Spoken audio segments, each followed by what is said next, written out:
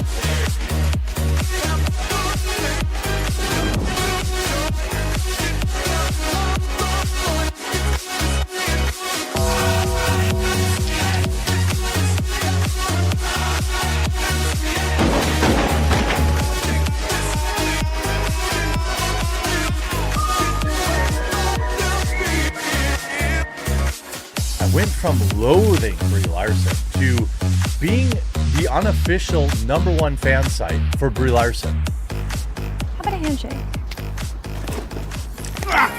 You're going to give me your jacket, your helmet, and your motorcycle, and in return, I'm going to let you keep your hand.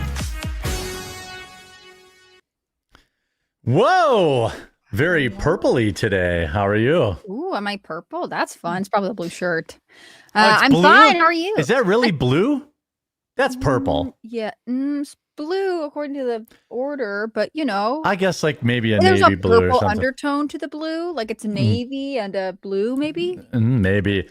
We'll have to post a picture online and create a viral sensation. Is the shirt Good. purple or blue? Finally. Yeah. Yeah.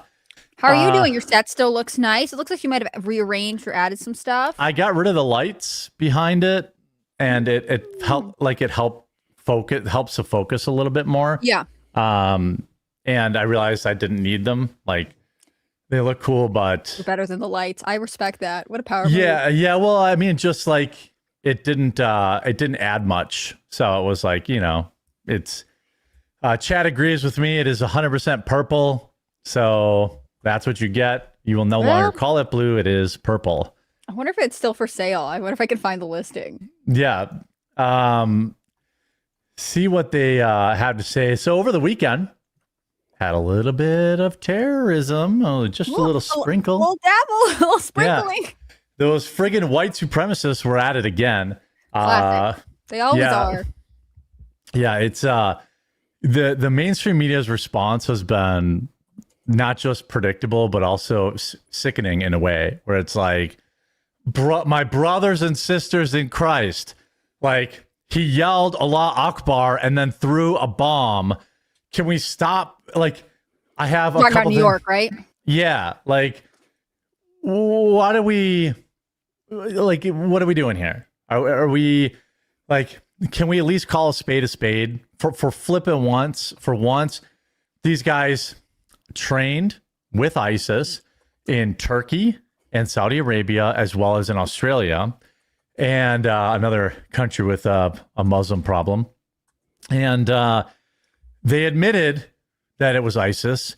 During the perp walk this morning, they held up the ISIS hand symbol, which I thought meant we are #1. I thought it was just we are #1, but apparently it's some sort of ISIS thing.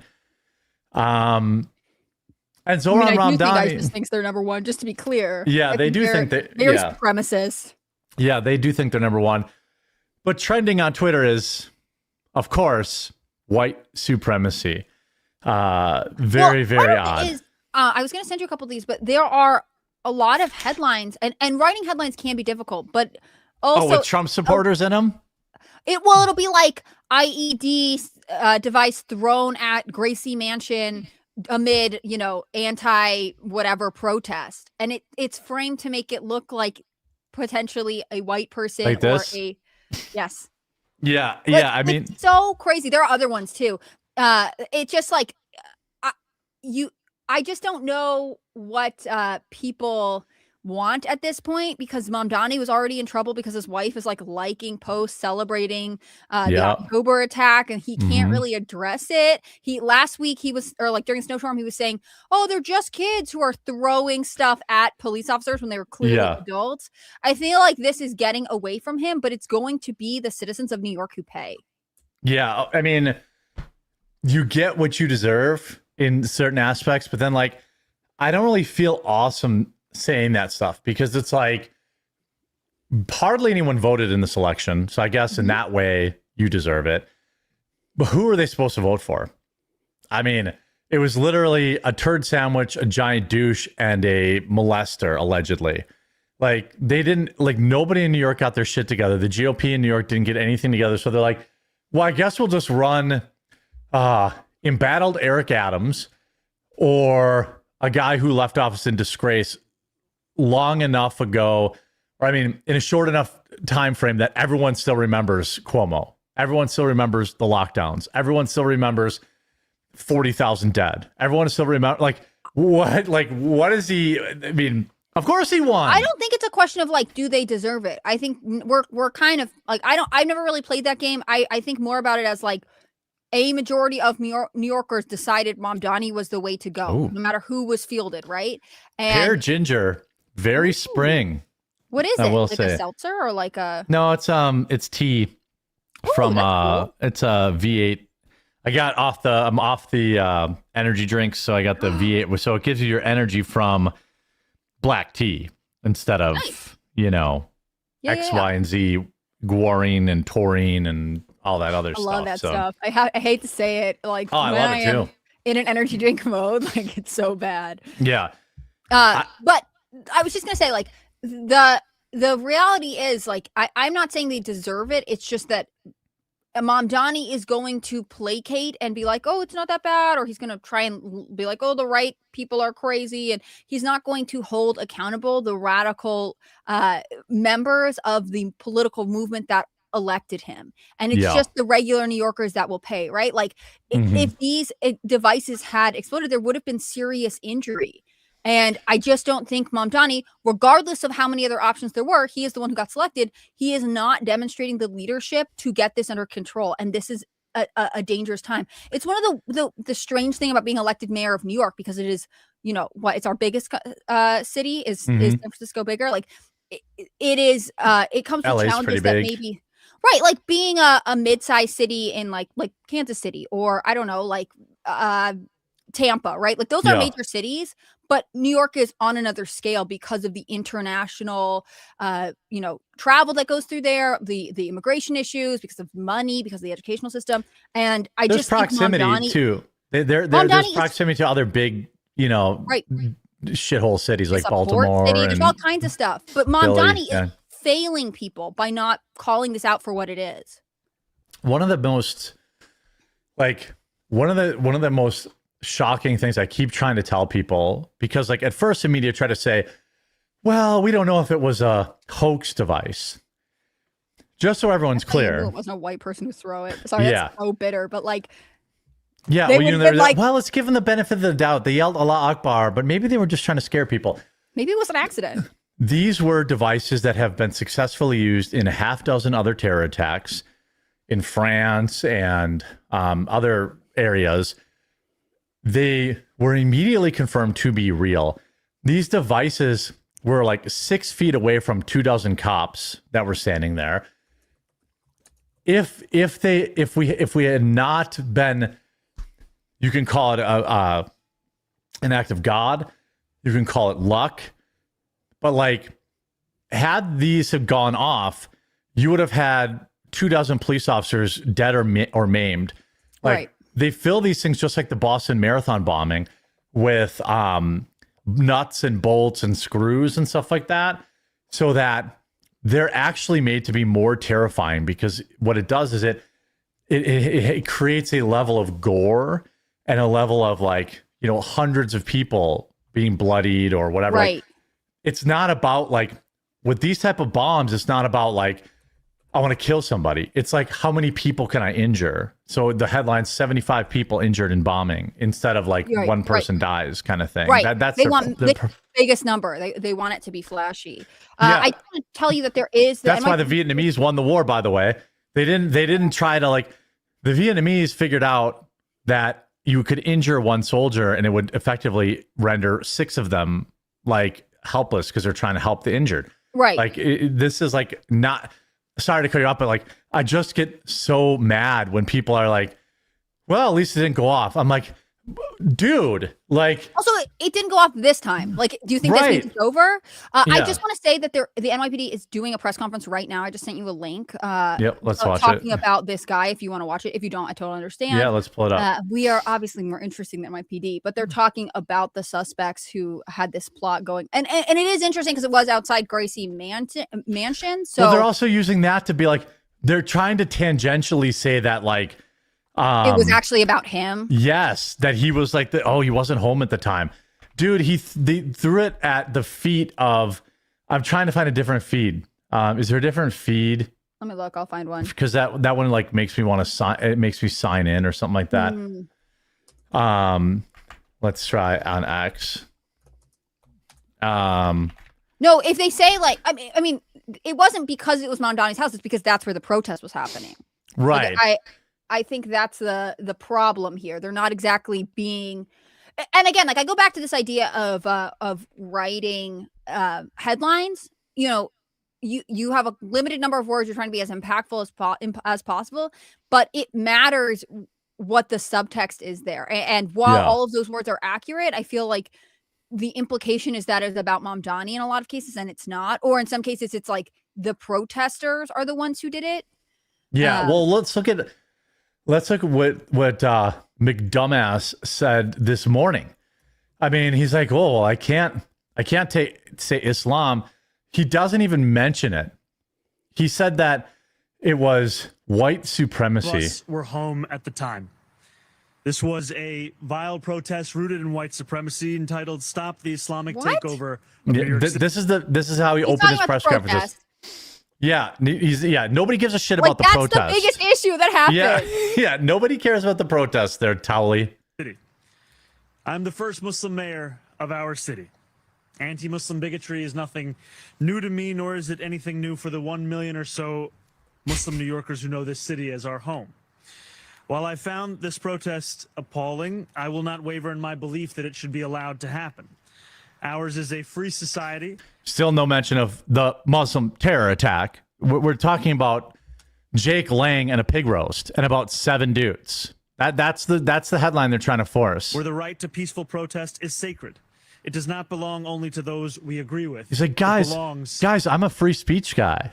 I'm a free speech. I just think it's nutty that he is like, I'm the first Muslim mayor and this protest was the biggest headline. Do you not take any of this seriously? Also, you're saying the right to peaceful protest. I don't think it was whoever you're blaming who threw the IED at your house. Like, what is this rewriting of history? It is it's like, it gives me such creepy totalitarian propaganda vibes to be like, we're just going to ignore what's going on. Here's I'm going to go back a little bit. Turn it over to our United States Attorney, Jake. Let's catch their opening statements here. Someone else will come and do it. And can you hear it okay? If you can turn it up a little bit, that'd be cool. But if not, we can make it. After waiving his rights, he requested paper and wrote a message declaring in part, I pledge my allegiance to the Islamic State. Die in your rage, you kuffar. Now, die in your rage. Mamdani's talking about white supremacists. Well, yeah, right. Yeah. Known ISIS slogan. And kuffar is an Arabic term that refers to non-believers. He also told investigators that he had hoped to carry out an attack even bigger than the Boston Marathon bombing, which he noted resulted they thought 3 deaths. He thought they were going to blow up. Like he thought. Complaint make clear that this was not only 3 deaths. Random violence. This was a planned attack motivated by extremist ideology and inspired by a violent foreign terrorist organization. The complaint alleges not only why the defendants acted, but how. Preliminary testing has determined that one of the devices contained triacetone triperoxide, or TATP, also commonly referred to as Mother of Satan, a highly volatile explosive that has been used in multiple terrorist attacks over the last decade. As we have previously discussed, the NYPD By white supremacists, right? It's white supremacists who are doing these bombings. Yeah. Wouldn't this mean something that Mondani is out there being like, I am the first Muslim mayor and I am not safe from Islamic extremism? Right. Like, isn't that notable? Yeah. identified a vehicle yesterday on East End Avenue that was linked to the defendants. Inside that vehicle. Well, did you see his tweet? His tweet, the first line of his tweet called Jake Lang a white supremacist. It was worded like he's the one that threw the bombs. Investigators recovered handwritten notes referencing TATP explosive and listing chemical ingredients for the type of explosive device used by the defendants on Saturday. Make no mistake, what happened this weekend was incredibly dangerous, and the ongoing investigation will be exhaustive. From the first moments of that investigation, the NYPD has been working seamlessly with our federal partners, many of whom have joined us here. In particular, the FBI's Joint Terrorism Task Force, which includes NYPD detectives, working alongside federal agents. They have been at the center of this investigation. Members of the FBI and the Joint Terrorism Task Force, including NYPD task force officers, have executed search warrants at Kayumi and Balat's residences in Pennsylvania.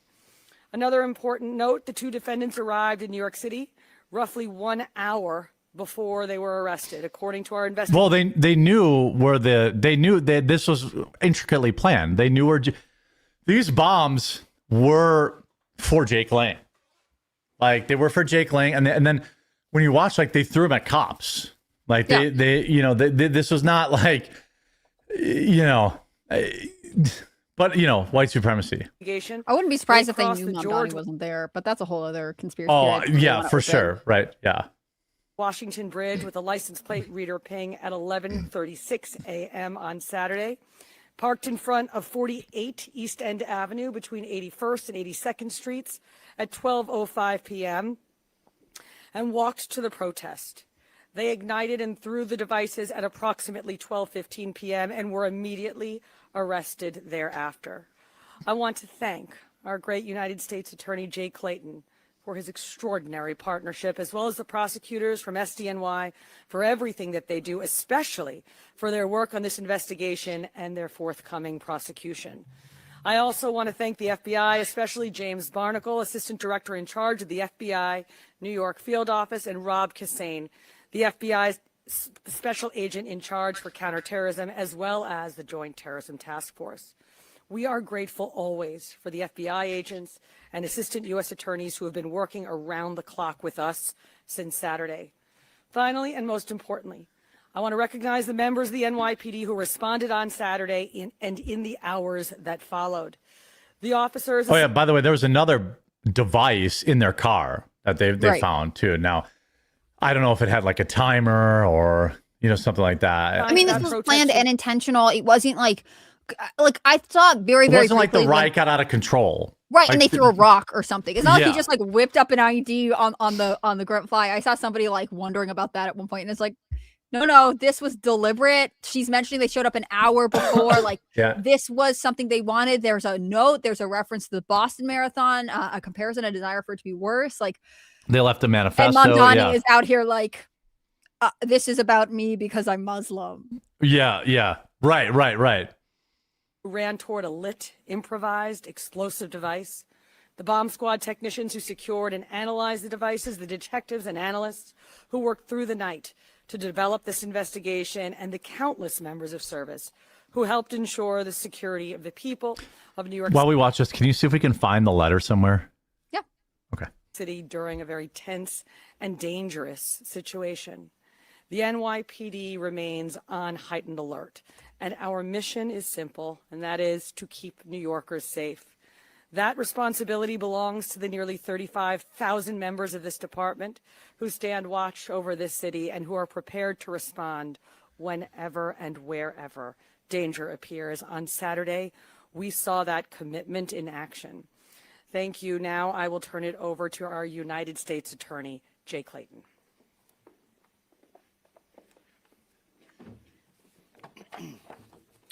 Thank you, Commissioner Tisch. I'm very proud to be here today with Commissioner Tisch and Director Barnacle, representing this joint effort to keep our city safe. And I'm going to pick up where These guys seem to be using the correct language, I'll say. They are. And it makes me wonder. New I don't know York if this again, but Police Oh, go ahead, there'll go be a serious disconnect between Mondani There's going to be something. and, Yeah. especially like New York has been through enough re-terrorism, right? So if you have Yeah. law enforcement experience in New York, I think it would be very hard not to be feeling offended that the mayor is like, it's about me. Yeah. Well, I'm a victim.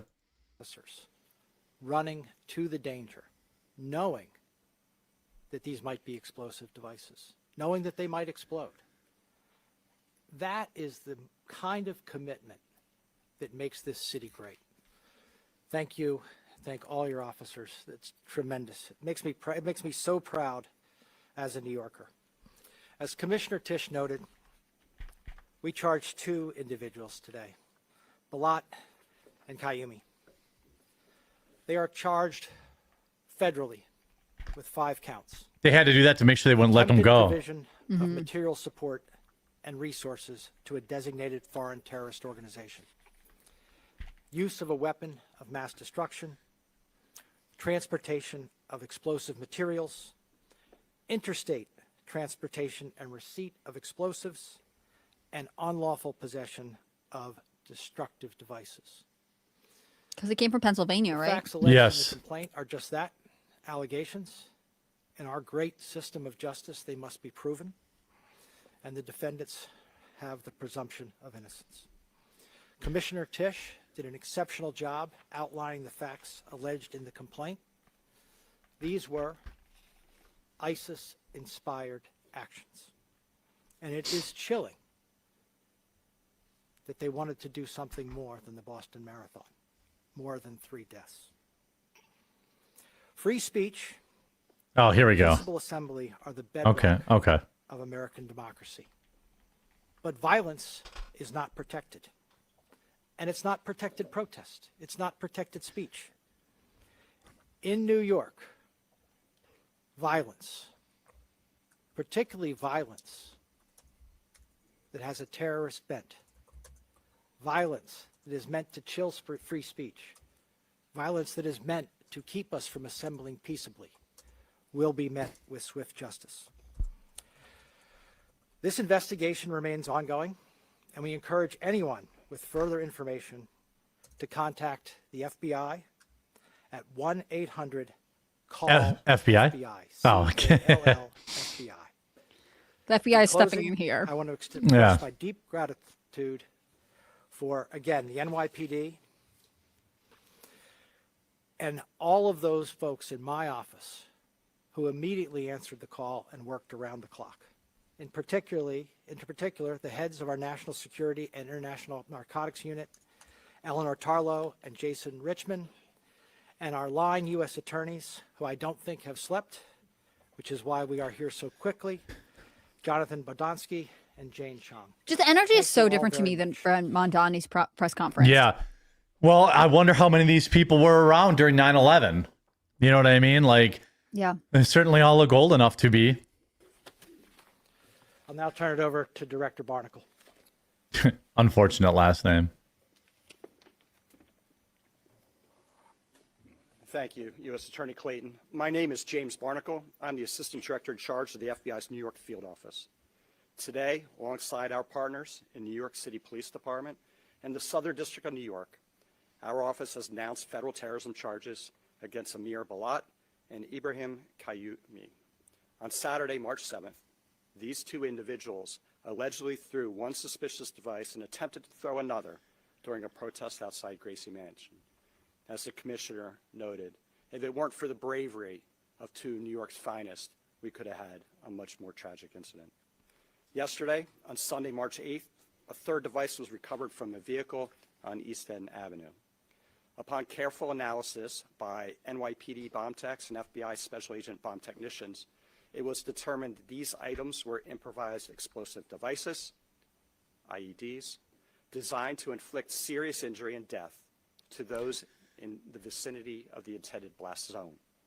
Both subjects have stated they were inspired by ISIS, a designated terrorist organization, to conduct this attack. Balat Islamophobia is guys. That's not New York's number one problem right now. Let's stop. Yep. Now let's keep in mind.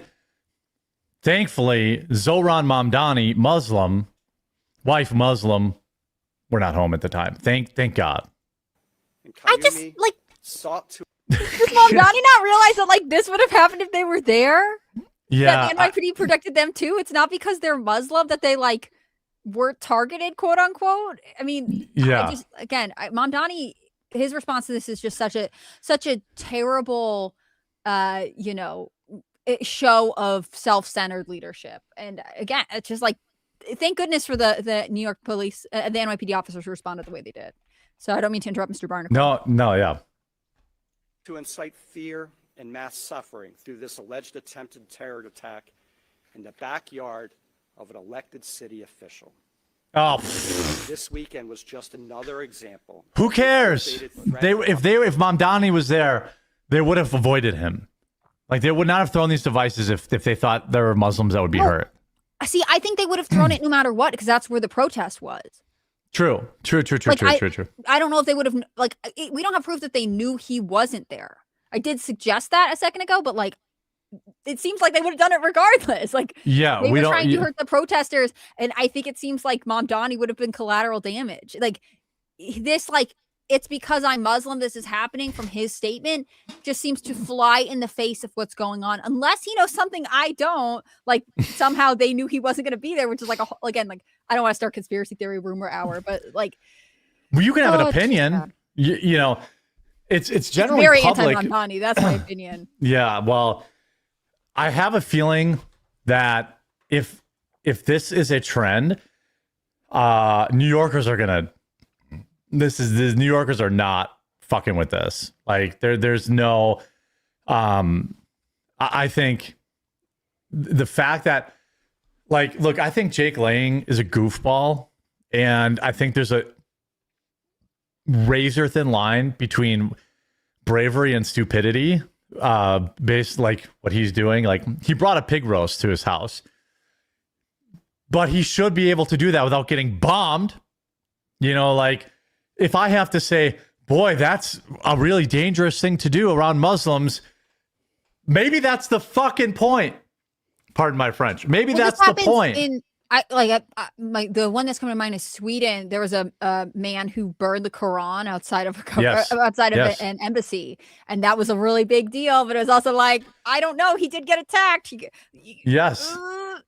Yeah, I mean, it's like, look, I know Muslims in real life, and as far as I know, none of them are terrorists. However, what is the saying? Like, not all Muslims are bad, but all terrorists are Muslim. Like, it's except the ones that are Antifa, you know what I'm saying? But yes, yeah, generally correct. Fair. Yep. environment. Yeah, Mikasa, Jake Lane is an op, and New Yorkers are just going to spread their cheeks further. They're almost as cucked as Canada. I don't think so. I think New York has an undercurrent still of working class people. I don't know what the percentage is, but I would argue that a third to 2/3 of these people remember 9/11. They remember how it was. They're going to have some level of visceral reaction to today's headlines. Yeah. Yesterday's headlines were, oh, white supremacist, blah, blah, blah. It was a fake bomb. Today, every headline's going to be like, confirmed terrorist, confirmed ISIS. They wanted to kill more people than the Boston bombing. They held up the ISIS sign when they were getting arrested. Like, that shit is going to hit today and tomorrow. Right. And like, they want you to know that, right? Like, it's in writing. There was the video of the yelling, like all. Uh-oh. Big Islam got her. They always are trying to go after me. Yeah, I don't know what what you to say, but you're good. It's not like anyone is profiling these guys and being like, we assume it was this. I'm like, they want you to know they were ISIS motivated. This is what it was. Like, the suspects. They were smiling when they perp walked him this morning. Like it's not racism. Like, this is an act of terrorism. And you know, I just don't know that Mamdani is winning anything by being like, it's about me because of racism, when actually, like, the impact because I grew up in the Northeast, like I grew up like 2 hours outside of New York City. So when 9/11 happened, I remember that it was like a big rallying point for a lot of people who have family in that region, but also like the people who were in New York. It impacted it. Oh, the Boston Marathon you're talking about? Not the Boston Marathon. I'm talking about 9/11. But again, right. I also like I grew up also 2 hours from Boston, and I it was like, similar. yeah, they're all right there. Yeah, they're all right there, and like I just don't. I don't know that a headline like IED, stopped or like prevented or whatever is enough to assuage I don't think some of they're. the Yeah, anxiety. they're not. I think they're grateful for the law enforcement, but I think if you live in New York, and like you said, like we think of rich people who live in New York, and there are mega wealthy people who live there, but there are tons of working class people there. It's not like they can just.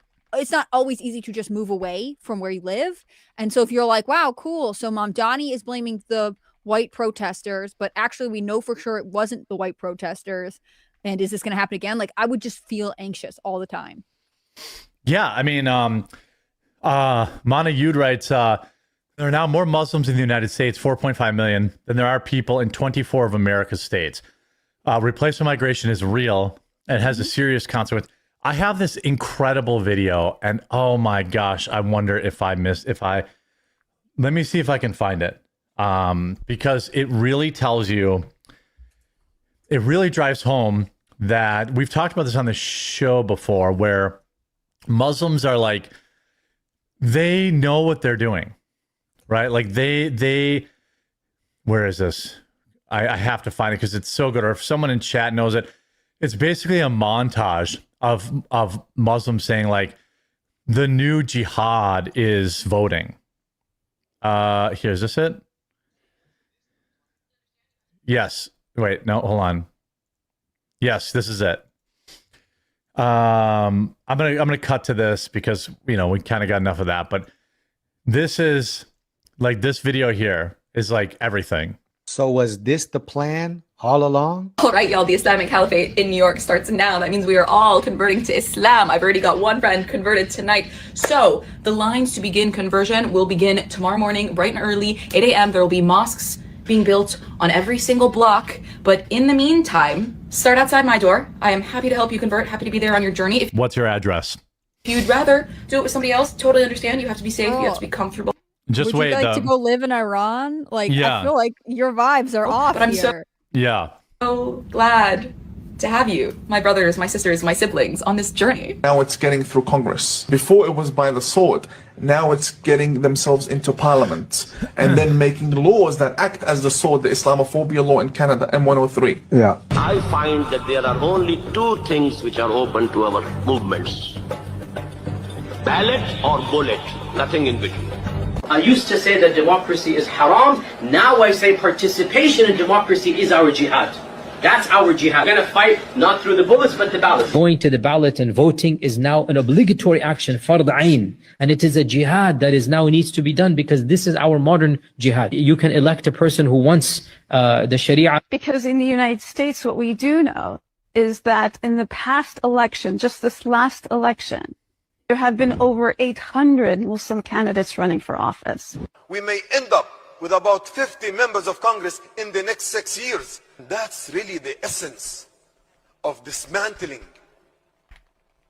the system of injustice, is to replace it with the people who represent the Prophet ﷺ. What message do you want to give to the far-right people? The message I want to give to the far-right people is we're here to take over your country. You can't stop us. You can try, but we're here to uphold Sharia law, and yeah, that's it. A lot of you Democrats, liberals, progressives, and people on the left should feel real stupid, misinformed, and used right about now.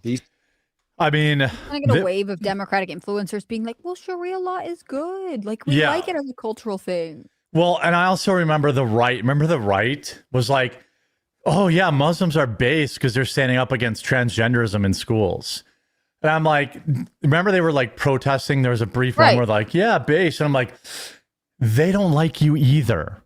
Yeah. They don't like you either. Forced name says, hey, Cast Chat, I'm actually at work, just on lunch break, so I figured I'd drop a $5. I'll have to watch later. I know it must be difficult to have fun without me. Shout out. Yeah, go ahead, Anna Claire. What were you going to say?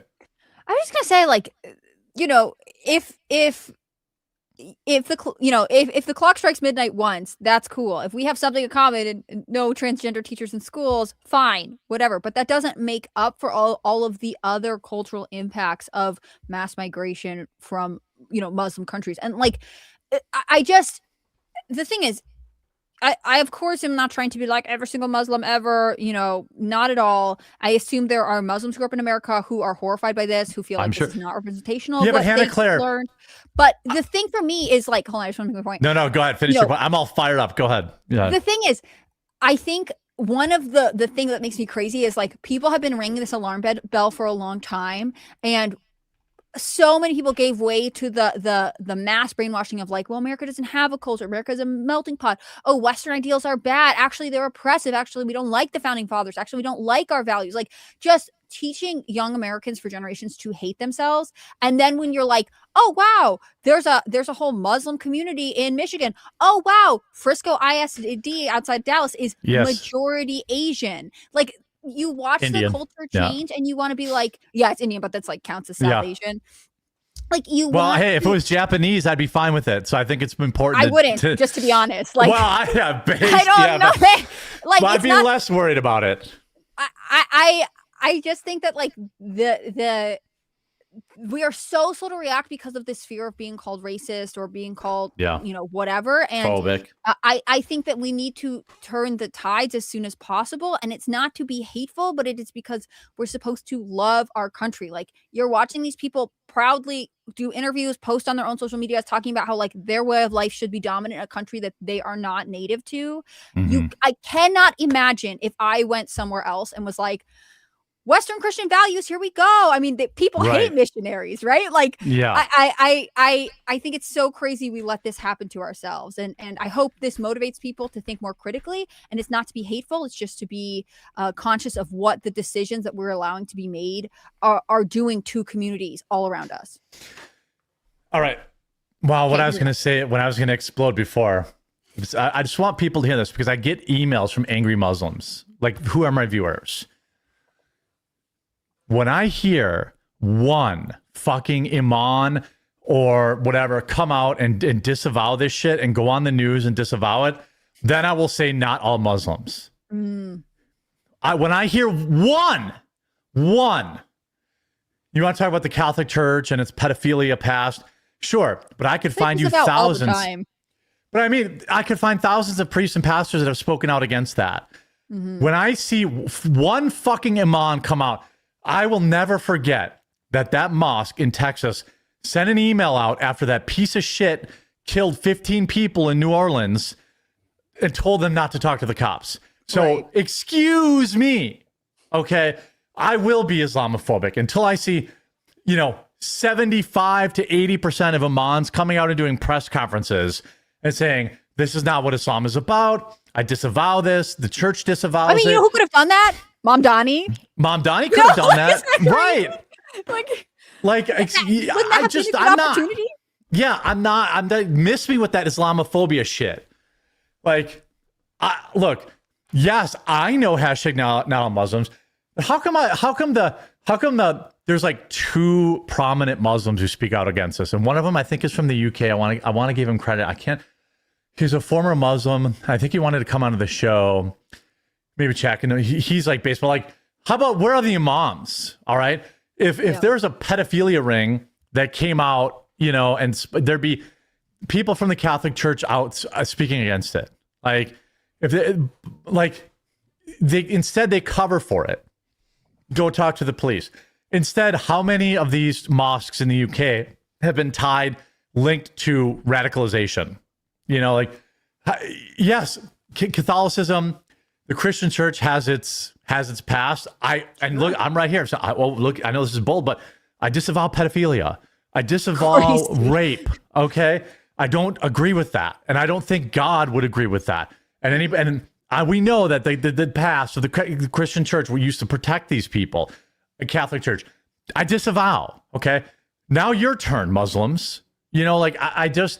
You can miss me with the phobia nonsense because anytime an imam wants to come on the show and disavow it publicly, they're welcome to come on. All right. If you're an active imam running a church, you want to come onto the show and disavow this, I will stop everything and bring you on the show. And the thing is, I would actually love that because I think it would be an interesting conversation to be like, what when we play this, sizzle reel of people being like ballots or bullets, can you explain to me like why is that happening? And why is there what's different? 50? Like, why are there 50 religious leaders saying the same fucking thing? right. It would be so interesting to have an imam who is like, I don't agree with any of this. Come on and talk about it a little bit more because there is a level of like, I'm not in the culture, so I can't explain all the nuances. Right. I know with the two guys who were arrested in New York, they were born here in the States. Their parents are migrants. At least one of them, their parents were born in Turkey, and they were radicalized recently online. So, well, we talked about this, right? I think you were the one who made this point, and I stole it. But like, it's usually not the ones that immigrate that are the terrorists. It's their children because they come to America. They don't assimilate, and so they go and they dive deeper into their. It's like almost every one of them is like first generation of their parents who moved over here. Trans stuff, when people are like, well, those kids are lonely, they don't feel comfortable, they don't know where they belong, so they go online and they get radicalized. Like, well, there is a father-son. I think Australia was father and son, right? The recent attack. But for the most part, it's the first generation kids that grow up feeling disconnected from their homeland. I was brought here. I didn't want to be here. I'm not connected to this country. Here that is not widely replicated, right? So they feel isolated. I also think, as we're seeing from some of the people online, like if you're seeking out your culture online and the culture is like, well, we hate America, and you're in America, it might accelerate some sort of well, that's what happened. Yeah, well, that's what the Texas guy was, right? I don't know. Because it was yet another terror attack.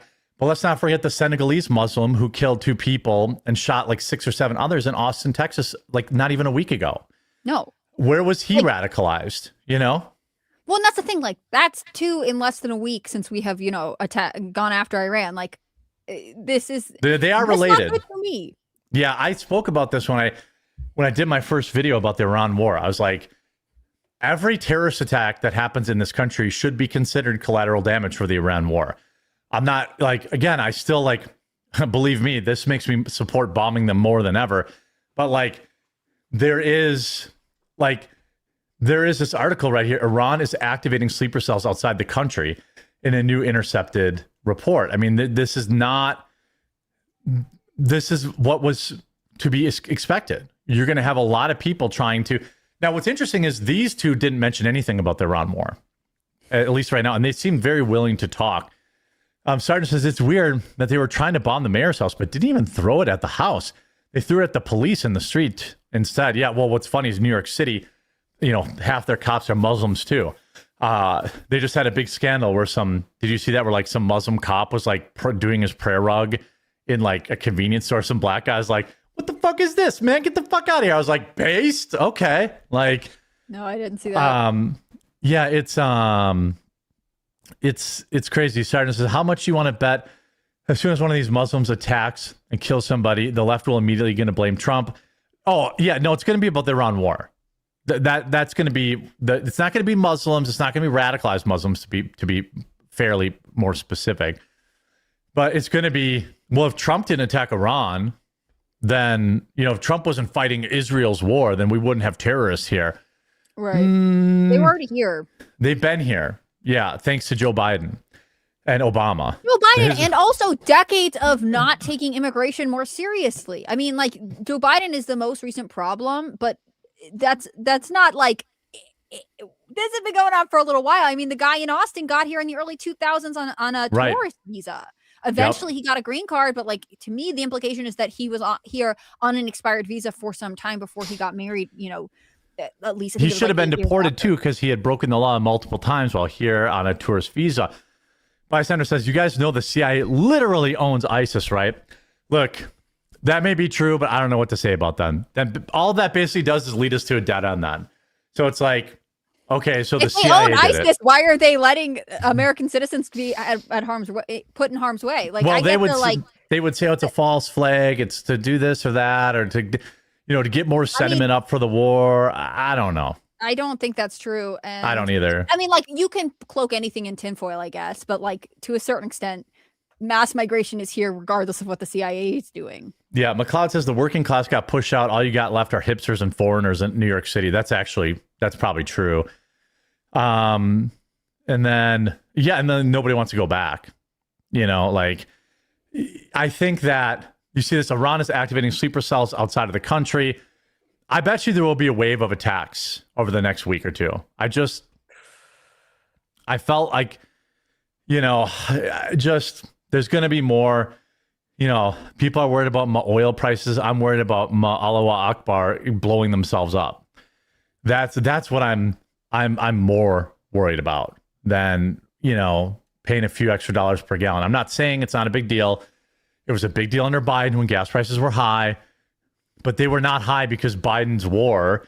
They were high because Biden was a moron. Mm. And there's a temporary strike, but like, my opinion is like, I saw this headline. I just laughed out loud. They're like, Trump doesn't rule out taking Iran's oil. I'm like, what the fuck do you think this is about? Like, it's not just for fun. You think we're not taking their oil? Hello, McFly. You think we didn't take that? You don't think we're taking Venezuela? You don't think that Trump acted on Venezuela when he did to help soften the blow of this? Like, people are like, whoa. Yeah, we took over a country that had this, I think, the world's second largest oil reserve or third largest, and Iran has the first or second. Like, there was a reason that we got friendly with Venezuela before we did Iran. Like, there's just no way the two things aren't related. Right. And I guarantee you, like, as quick as the headlines about gas prices hit, Trump's going to be like, he's got a press conference today at 3:00. He's going to be like, we're releasing from the strategic oil reserve. Blah, blah, blah, blah. Oil's going to go back down to $70 or $80 a barrel. I just have this feeling. Dude, I hope so. I had to fill up my car this morning, and that was less fun than last week. Yeah, I mean, I don't know, what are the prices now? Last I filled up, they were in the twos. Did it go up like? Mine was over $3. Mine was like $3.50. Okay, so it went up like almost $1 a gallon.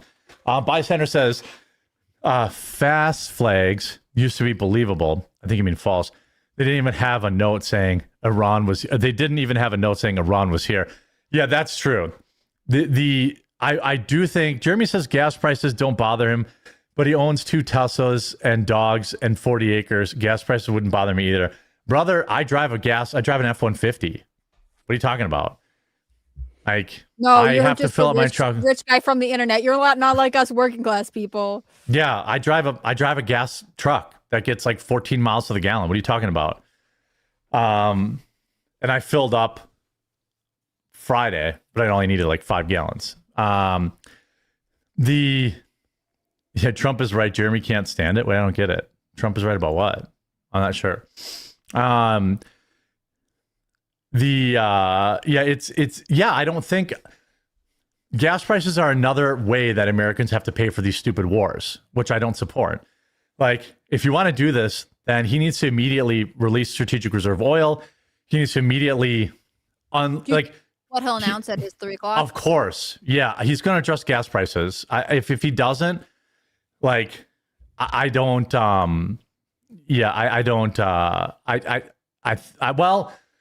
he's going to talk about Islamic radical Islam. He's going to tie it into Iran because that's what I would do. Gas prices have been high for like 30 seconds. Let's just give the guy a second. All it takes, and by the way, just so people understand how gas prices work, okay? All the gas you're pumping into your gas tank was paid for like years ago. They change prices based on speculation and the market.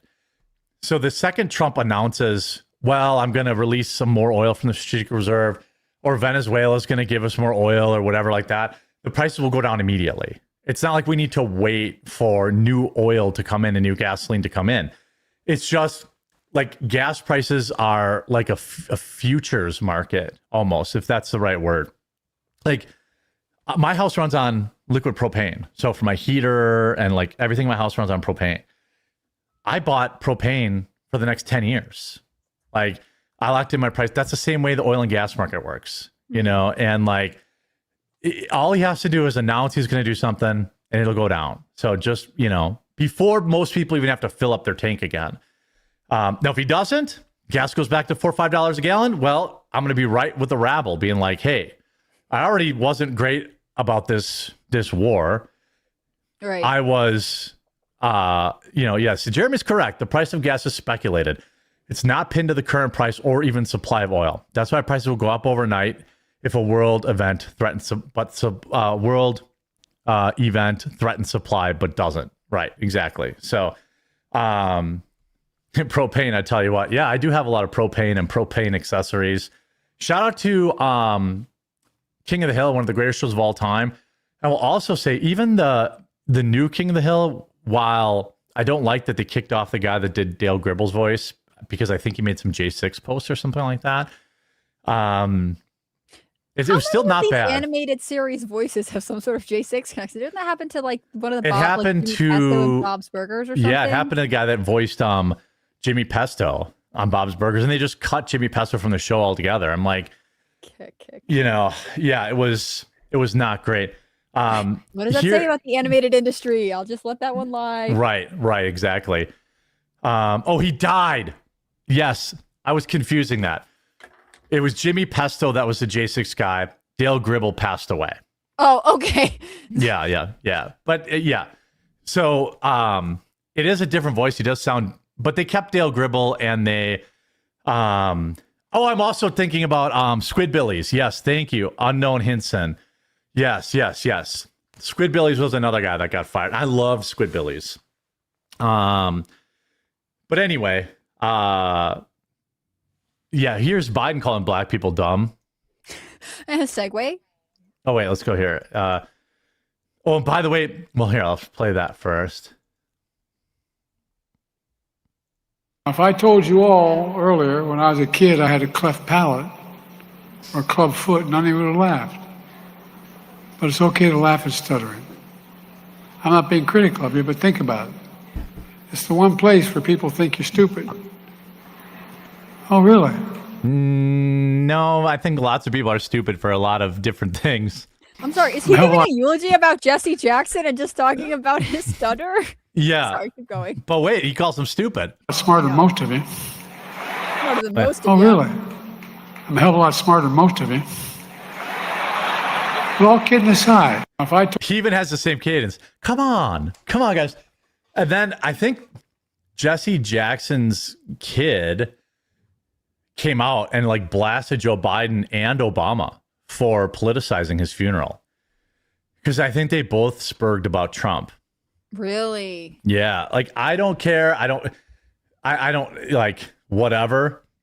But yeah, I thought it was funny that I'm sure Jesse Jackson's kid is a Democrat. I'm sure. I am too.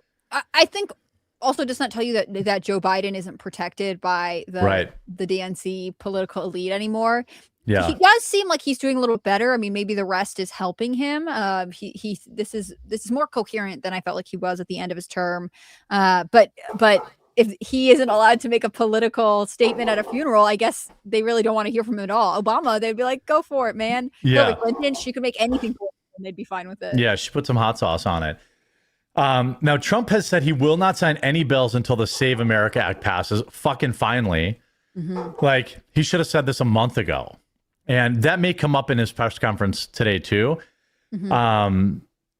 And he said it supersedes everything else, must go to the front of the line. This is not for us. This is for Senator Thune and the rest of the people in Congress, right? Mm-hmm. And now, and not the watered down version, go for the gold, must show voter ID, proof of citizenship, no mail-in ballots except for military, illness, disability, or travel, and no men and women's sports. Get rid of that.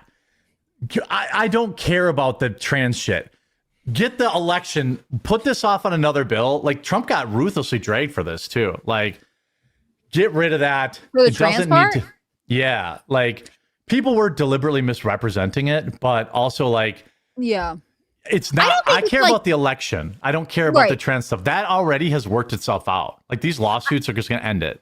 But and I just think that there is a certain like heartstrings effect. This issue really opened a lot of people's eyes to what's going on, and so I understand why he's mentioning it. Well, like, he won the election because of it. Right. And so, like, while I do think a lot of progress is made, I can get why probably. there's a couple different things. Yeah. I mean, Biden's economy was rough, immigration for a lot of us, but some of the social issues or like the impact of, let's say, transgenderism or gender issues, they were influential. So apparently, the hypothetically, a law could become a bill could become law even if Trump doesn't sign it. He has like 10 days to sign it or something. Yeah. So it's not like it's a full punch, but it is meaningful. I also think that it's sort of a lighting a fire under the Republicans, that they need to get their act together on this. I'm not sure where we are with SAVE. I mean, so like you can see, it says the House sent the bill to the Senate last month. They said they had the votes. I saw that like a week ago. But the floor, what are we doing? Yeah, I'm like, well, if you have the votes, why aren't get it done, man? What are you waiting for? And they were like, what, away from Congress last week? Like, there are some scheduling stuff, but like, it seems weird to me that they're not just like driving this home. I mean, I know there's some pushback from Democrats, but this seems like a good, a reasonable thing to put through. It makes me nervous that they are sort of, it seems like slow walking it. Well, this is also like a core promise. Like, election integrity is something that is important to me. Passing the SAVE Act is important to me. And, you know, if the doom pillars are right and we lose a majority in the midterms, like, this could possibly be his last chance. Like, he's not going to get it passed if we lose a majority. Right. So, you know, by the way, I do want to shout out anybody who's watching the show. If you're a first time viewer or maybe a long time viewer, make sure if you're watching like on the homepage of Rumble, or maybe you're watching wherever you're watching, make sure you click through to the channel and you click follow, the green follow button down below, or subscribe if you're wherever you're watching, because we will go live occasionally. I might even go live for Trump's press conference tonight. I don't know. I'll have to get some more information on maybe what he's going to talk about. But it's absolutely free to do. And all it does is notify you when when we're live. That's all. Conference 3 Eastern? Did you say it was 3? If it's 3 Eastern, then it's happening right. And well, we we're could just about wait to for do it. Yeah, let me look. Sorry. Hannah Claire, let the people know while I look that up where they can find you too. That's why I did that, so that you would stop talking about your Stop stuff. promoting yourself. No, I'm just kidding. Guys, if you are watching, please subscribe. It's fun to be here multiple times a week. Tomorrow we'll have Astrocast, etc., etc. If you want to follow me, I'm on Rumble and YouTube. Hannah Claire B in both places. I'm also Hannah Claire B, it's all one word, on X, and I'm hannahclaire.b on Instagram. Not till 5:30-ish. 5:30, okay. Yeah, ish, whatever that means. He's waiting until after the market. Yeah, he's waiting until after the market's closed. So they're saying 5:30. Got a call from the new Ayatollah of Iran, and then he's gonna show up and be like, "Okay, here we are." Yeah, well, we'll see. I mean, maybe I'll stream it since it's not till 4:30. U.S. Trump has announced on his Truth Social platform will give a press conference at 5:30 or 21:30 Greenwich Mean Time. I think that's going to be an important. I think it's going to be an important one. I don't think he can not talk about obviously what happened in New York. I think it'd be a great opportunity to torch Mamdani a little bit and be like, you know, this guy's worried about. He's been like, we're best friends, and Mamdani is like, please stop, I hate you. Yeah. You know, I think that would be interesting. We'll have to see. I think that there are a lot of headlines he's got to get in front of. Like yes. The school, the oil reserves, it's a rough time to be. It's Trump, a good time to do one. It's a good time to get out there and like get people calmed down. And this is where his strength over Biden. Biden was always hiding from the press, and Trump can handle it. I thought this was an interesting article that you sent to me about autism. Maybe I'll let you take the lead on this one, because it is kind of like, it ties into the Somali autism fraud. It ties into the, like, everybody has the tism. It ties into like a lot of stories that are going on right now. Right. The everyone has the tism thing makes me crazy. Like, I know some people will be like, well, I'm autistic then. I'm like, you're definitely not. You might have anxiety. You might have depression. You might have a personality disorder. But to simplify everything down to it's autism is, to me, has always seemed backwards. And I was really interested to see this professor who has studied autism, that's what her professional career is based around, saying basically this idea of an autism spectrum has been stretched so far that it's a useless diagnostic tool. And she goes on to talk about the fact that, like, if you get your kid diagnosed with autism, they're potentially, if you're a parent, like they get extra services. It's not bad that would be the case. A couple months ago, I saw an article talking about how the rates of like accommodations for enrolling college freshmen has spiked. Yeah. They've all gotten diagnosed with something so that they can get extra time, extra assistance. But like, why would you not? If you can use that to benefit you in some way, it doesn't, the stigma of a label doesn't hurt them the same way, especially because in some ways, like the favorite response is like, Elon Musk has autism and he's super rich. Yeah. It's not the real autism where you're like, it's a real learning disability. Like there's a difference between Asperger's and then like being non-communicative autistic, which is like the autism that really needs help. Well, and I would say there's a difference between being socially anxious or having like OCD and having autism. Like, yes, just because you're quirky and you got a special interest doesn't mean that you're on the autism spectrum. But as you alluded to, being able to basically say like, actually, we have tons of kids with autism in the day and age of technology and the day and age of extra funding can be used by some communities to benefit them. I mean, that was the basis for a lot of the fraud in Minnesota. I mean, the other aspect of me is like, people are really on guard for this, right? People are worried about, there's lots of anxiety about kids. And I think look at what RFK is doing too. Like, RFK is bringing up, just the numbers that was really where the normies like myself, where they were like, used to be 1 in 30,000. Now it's 1 in 30. It's like, what? Right. Like, and that's what? the thing. We hit this crossroads where like, it is probably being overdiagnosed. I think that there are probably things that are going on because of the money. But then also, as it explodes, people wonder, is it like in our water or our vaccines or whatever it is? You know, like there becomes this urgency to figure out, well, how do I prevent this from happening?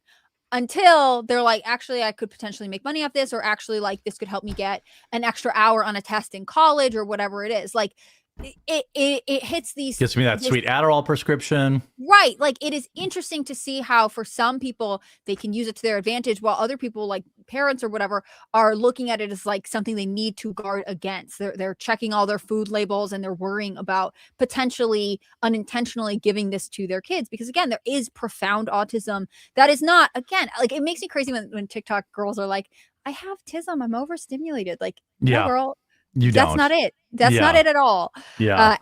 To me, it makes it's, if you've known a family that has a severely autistic child, then you are not going to make a joke like that. I do. I have a cousin that is, and his life is hell, and his family's life is hell. Yeah. Like, their marriage failed, and like, this kid is basically a ward of the state now because he's completely like, he's like, he likes fire trucks, so he keeps calling in like starting fires at this home that he's staying. Like it is like incredibly destructive. Some people like, oh, I'm on the spectrum, tee-hee-hee, that makes me interesting.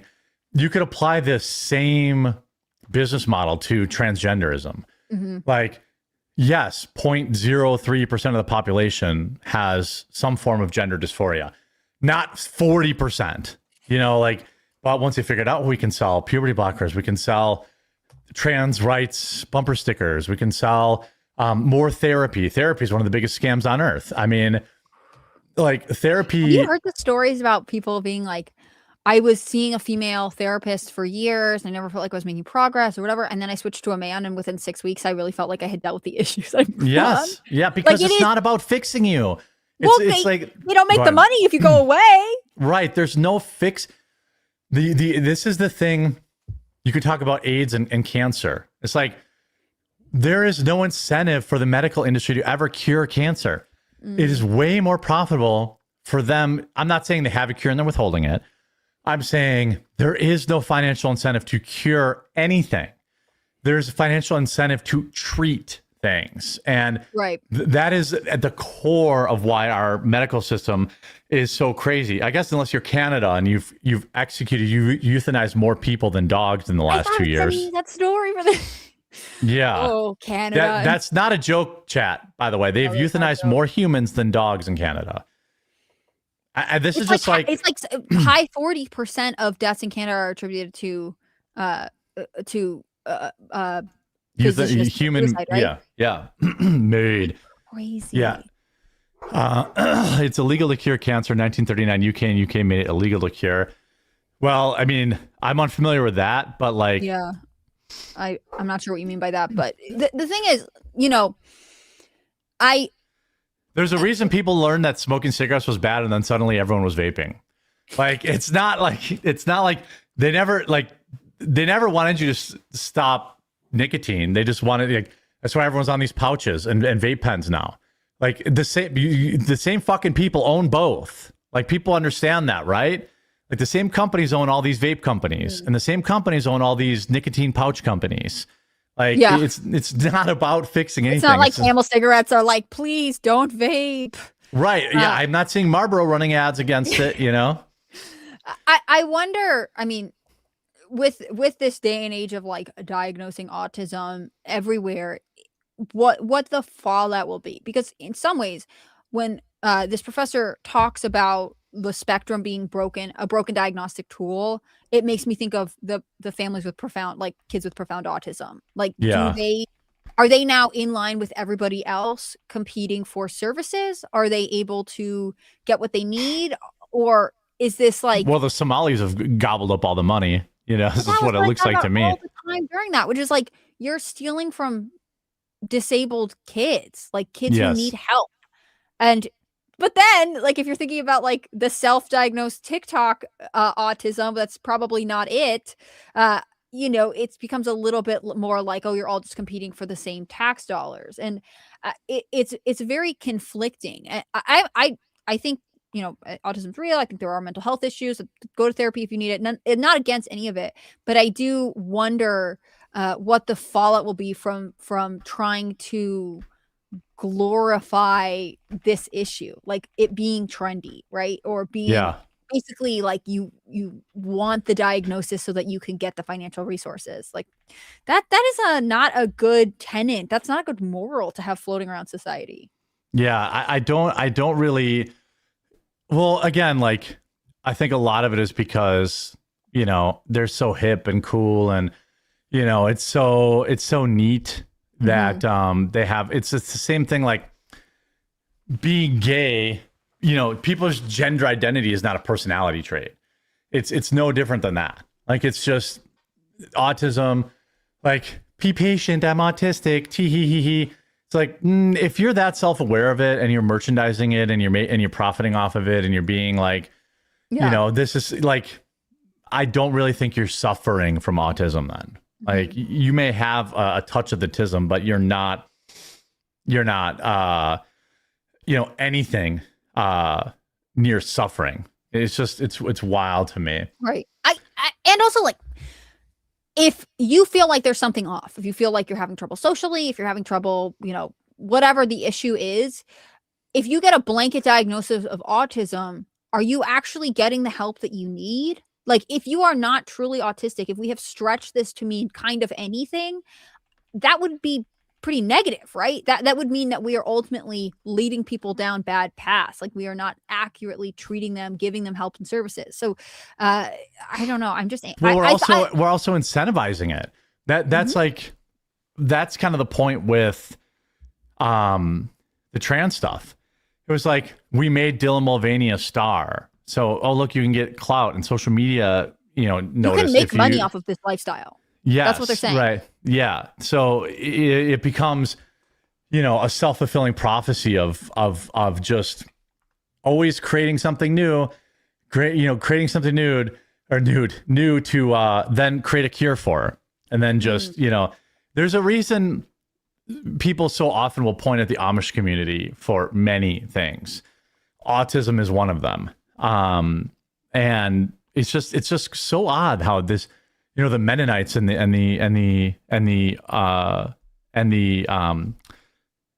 what the hell did I just say? Amish. Yeah. They don't have anywhere near, they don't have the cancer rates we do. They don't have nobody's saying be more like the Amish. They're saying, oh, well, Pfizer has a cure for that. Don't worry about it. We'll give you social media clout.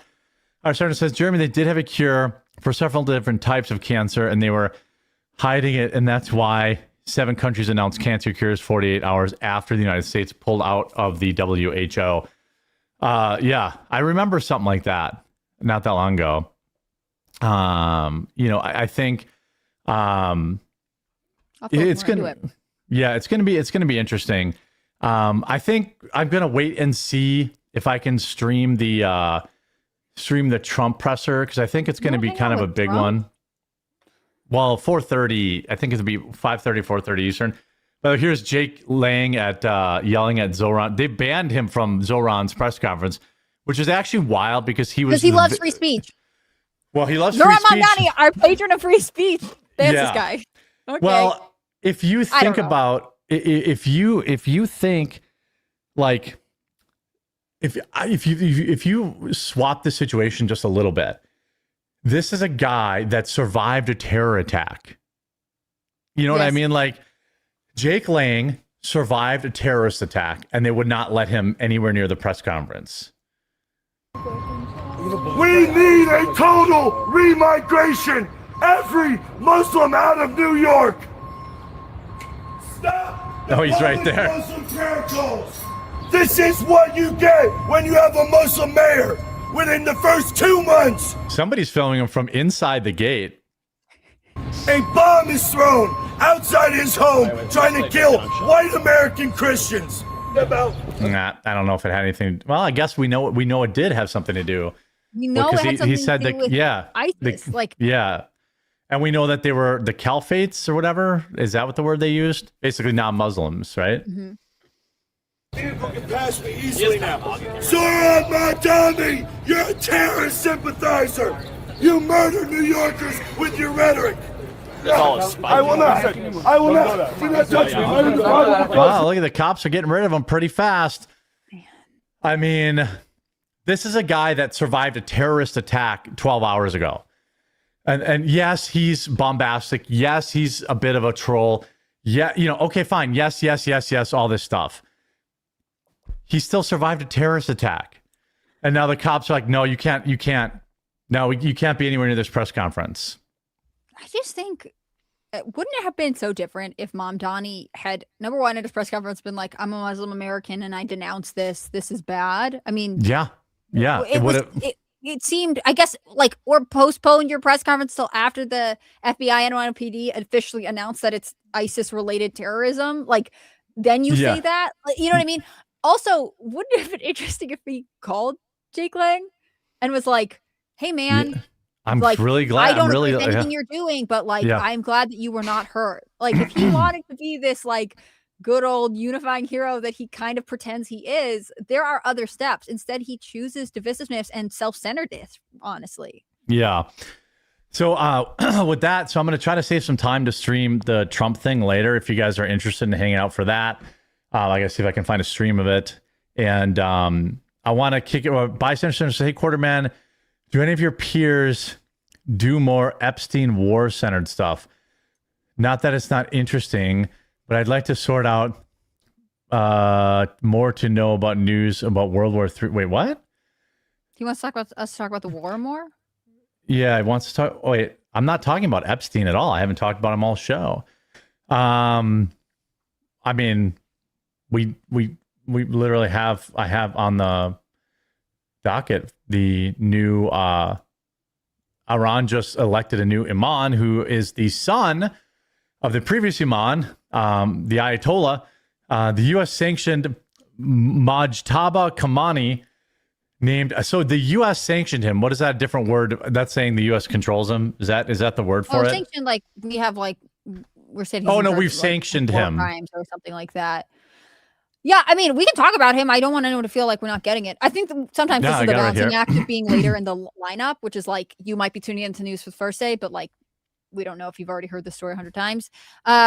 So Mojtaba Kameni, I cannot say his name. Yeah. I've been practicing it all day, guys. And his father was in charge for 30, almost 40 years. He's been named. Trump is against this. Trump has said that, until Iran you have to have an election. Surrenders, he's going to help select it. This has been taken by a lot of people to indicate that basically the regime is as strong as ever, which is why I think they probably tapped him.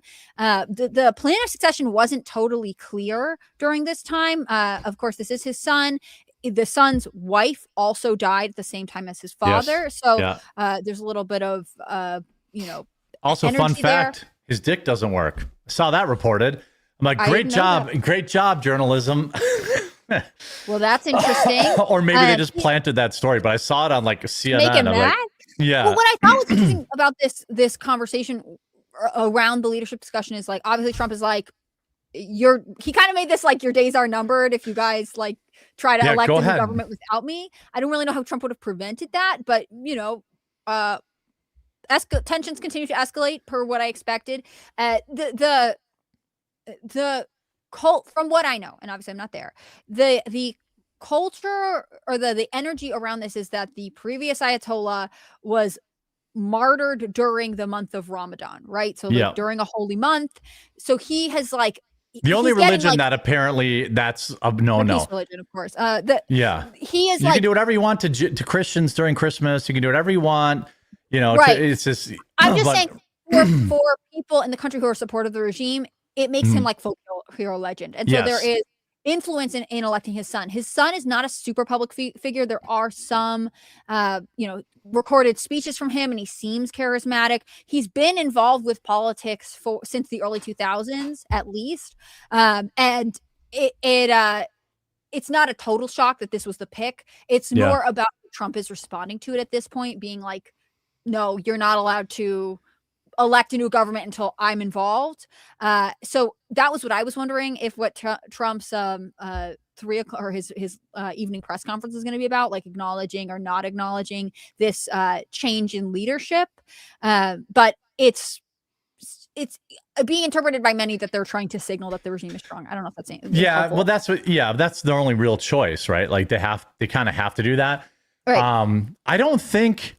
I guess if these people have like super radical religious beliefs, maybe they are like, they don't care. But I feel like I wouldn't want that job right now. I feel like, they're like, oh, hello, I'm the new imam. Dead. And it's like, I guess maybe they believe, it makes them I think martyred, he hasn't been seen in public since his father died. So there is some a level injury. of There was some injury today reported that he had. I don't know what that means, if it was an attempt on him and he survived it. Not kickball game. I mean, we just don't know. If I were Iran, I would start naming people that I didn't like as the new imams. Well, he's the second oldest son of the old Ayatollah, right? Like, does that mean that the first one was like, I'm going to let my brother take this one, to your point? Yeah. No, you do it, sir. I don't think you get to do that. I also think, I would assume that there is like a combination of religious and political desire to be in charge, right? Like it is what you've been working towards your whole life. Yeah. And I wonder what their level of control that they have like on the streets right now. I don't know. I just feel like people are probably freewheeling there. Like I saw like people were at the nightclub still, like the nightclubs are still open. So what's like, I bet we could find some good like on the ground reporting. I mean, there are some like issues with like internet and other stuff getting out, but like we might be able to answer that question of like what get more perspective. Yeah, if there's somebody in Iran that wants to come on the show, like I would be curious, like, okay, so they're in power, but are they really in power? Like, where were they when everyone was celebrating on the streets doing the Trump dance? Where were they? I don't know. It's very, very odd. It's obviously like a nation in flux right now. And there was a big wave of attacks over the weekend that happened. And I assume more will come.